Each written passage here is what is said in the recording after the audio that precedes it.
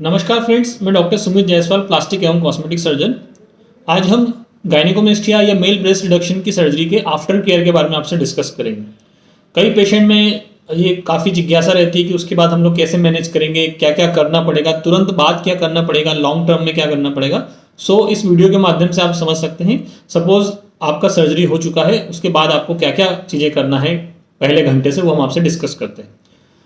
ये जो सर्जरी रहती है आमतौर पर जनरल एनेस्थीसिया में की जाती है। इसके बाद आपको थोड़ा नींद जैसा लगेगा या आदमी सिडेशन में रहता है फॉर नेक्स्ट 1 आवर और 1.5 घंटे तक। उस दौरान आपको जस्ट क्वाइटली रूम में आराम करना है। उस समय पानी वगैरह नहीं दिया जाता है। पानी हम लोग तभी अलाउ करते हैं जब पेशेंट कंप्लीटली कॉन्शियस हो जाए, पूरा सब चीज़ें समझने लगे, तो उसे बिठाकर 1 घूंट या मिनिमम हम पानी देते हैं, वो भी नेक्स्ट 1 घंटे या 1.5 घंटे के बाद, अगर होश में प्रॉपर आया है तो। मोस्टली 1 घंटे के बाद पानी दे पाते हैं। अगला क्वेश्चन रहता है खाने पीने में कब दे सकते हैं।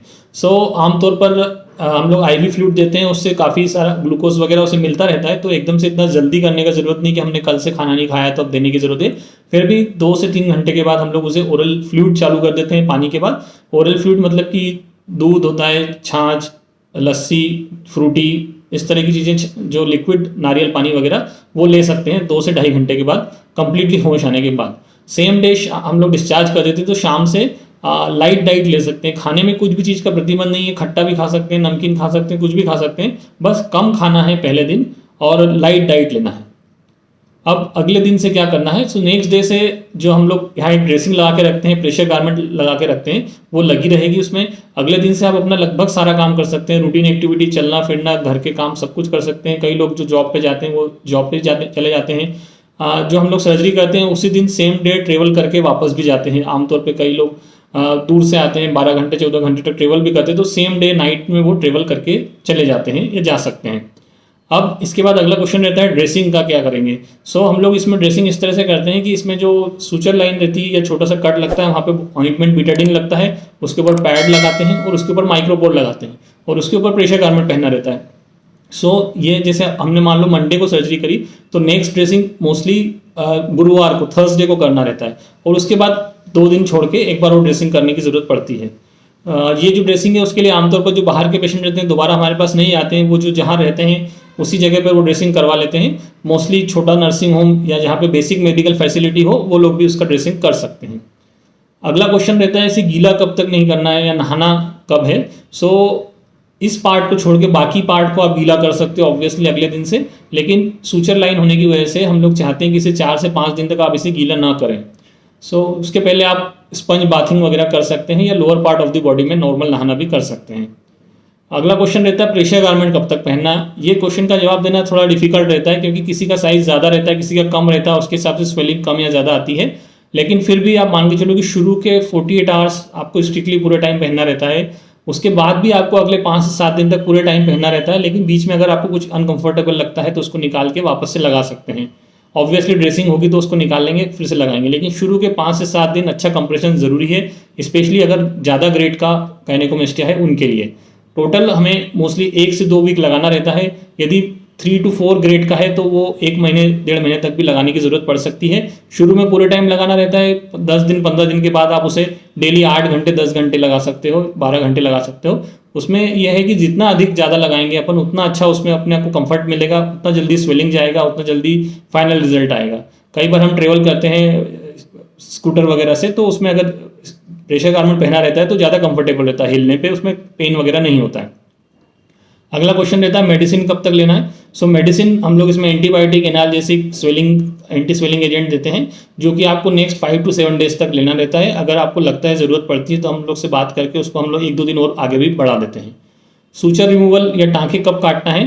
टाँके काटने के लिए इसमें हम लोग कई बार सेल्फ डिजॉल्विंग स्टिचेस लगाते हैं, कई बार बिना घुलने वाले टाँके लगाते हैं। यदि काटने वाले टाँके हैं तो 12 से 14 दिन तक काटना रहता है, और अगर बिना घुलने वाले हैं तो वो 3-4 हफ्ते में अपने आप घुल जाते हैं। एक और क्वेश्चन रहता है इसमें, कई सारे जो पेशेंट रहते हैं वो जिम जाने वाले रहते हैं, उनका ये कंसर्न रहता है कि हम एक्सरसाइज कब से रिज्यूम कर सकते हैं, कब से फिजिकल एक्टिविटी कर सकते हैं। इसमें लोअर एब्डोमेन का एक्सरसाइज है, थाइस का है, स्क्वेटिंग है, कार्डियो है, वो सब आप 4 से 5 दिन बाद सब कुछ चालू कर सकते हो। सिर्फ चेस्ट वाला एक्सरसाइज जो होता है, स्पेशली जिसमें जैसे बॉक्सिंग में जो मूवमेंट होता है या बैडमिंटन खेलने में जो मूवमेंट होता है, जिसमें हम लोग अपर आर्म्स को मूव करते हैं, जिसमें चेस्ट की मसल यूज़ होती है, उस मूवमेंट को हमें अवॉइड करना रहता है फॉर नेक्स्ट 3 to 4 वीक्स। इसके अलावा लगभग आप सारी फिजिकल एक्टिविटी 5 दिन के बाद से स्टार्ट कर सकते हैं। जो कंप्लीट फाइनल रिजल्ट कब आएगा, अगला क्वेश्चन ये रहता है। सो इसमें क्या होता है कि जिसमें ज़्यादा गायनेकोमेस्टिया रहता है उसमें हम लोग का स्वेलिंग ज़्यादा रहता है और उसमें लूज स्किन भी रह सकता है। सपोज ग्रेड 4 का गायनेकोमेस्टिया है, सो वो पूरा स्किन को कॉन्ट्रैक्ट होने में, श्रिंक होने में समय लगता है, और उसके लिए हम लोग जो प्रेशर गारमेंट एडवाइस करते हैं उसका बहुत इंपॉर्टेंट रोल रहता है। सो नॉर्मली ग्रेड 1-2 है तो उसका फाइनल रिजल्ट 4 से 6 हफ्ते में आ जाता है। उसमें आपको कुछ करना नहीं रहता, वो स्पॉन्टेनियसली बॉडी उसका स्वेलिंग धीरे धीरे करके कम करते रहता है। अगर उससे अधिक ग्रेड का है तो उसमें भी 6 हफ्ते से 8 हफ्ते लगता है, लेकिन पूरा स्किन को श्रिंक करने में उससे अधिक समय भी लग सकता है अगर ज़्यादा ग्रेड का गायनेकोमेस्टिया है तो। सो गायनेकोमेस्टिया जो है पूरा सिंपल, सेफ और इफेक्टिव प्रोसीजर है, जिसमें हम लोग 45 मिनट्स में प्रोसीजर करते हैं और 3 से 4 घंटे में पेशेंट को हॉस्पिटल से डिस्चार्ज कर देते हैं। कई बार लोकल एनेस्थीसिया में पेशेंट रिक्वेस्ट करते हैं कि लोकल एनेस्थीसिया में किया जाए, सो वो हम लोग उसमें अगर ज़्यादा ग्रेड का नहीं है, 1-2 का है, तो लोकल एनेस्थीसिया में भी कर सकते हैं। लोकल एनेस्थीसिया में करने में कोई फ़ायदा नहीं होता है, पेशेंट का डिस्कम्फर्ट भी उसमें अधिक होता है और सर्जन के लिए भी डिस्कम्फर्ट रहता है कि वो उसको प्रॉपरली काम नहीं कर पाता है, कि उसे दर्द हो रहा होगा, पेशेंट को वो ध्यान रखना पड़ता है। सो जनरल एनेस्थीसिया हमेशा बेहतर रहता है रिजल्ट के हिसाब से और पेशेंट का कंफर्ट के हिसाब से। दोनों ही कंडीशन में हम लोग 1 से 2 घंटे में या 3-4 घंटे में डिस्चार्ज वैसे भी करने वाले हैं। अब एक और चीज़ होती है कि स्कार वगैरह तो नहीं होगा, क्योंकि यंग पेशेंट रहते हैं, उन्हें कॉस्मेटिक कंसर्न रहता है। सो इस प्रोसीजर में जो छोटा सा होल करते हैं जिससे हम लोग सॉल्यूशन इन्फिल्ट्रेट करते हैं, वो स्कार उसका 1.5 से 2 महीने बाद लगभग नहीं के बराबर रहता है।